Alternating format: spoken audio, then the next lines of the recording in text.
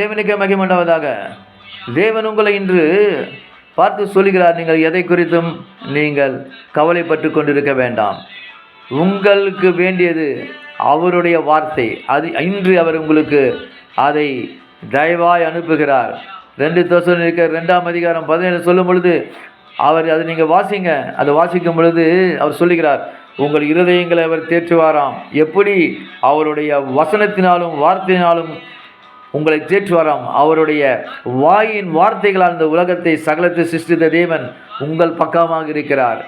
ஒரே ஒரு காரியம் நீங்கள் செய்ய வேண்டும். எந்த நேரத்திலும் எந்த இடத்திலும் மற்றவங்க முன்னாடி தேவனை அறியாதபடி உங்களை நீங்கள் விட்டு கொடுத்து விடக்கூடாது.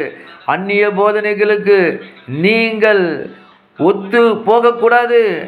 நீங்கள் மற்றவர்களும் கலக்கக்கூடாது.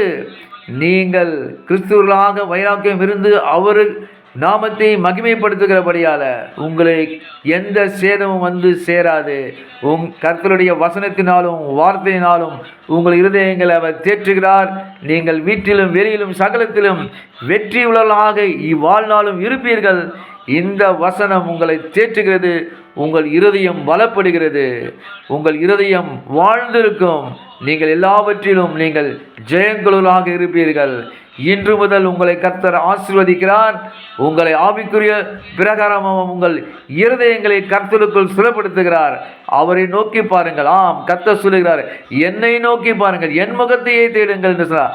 நாம் அவர் முகத்தையே தேடுகிறோம்.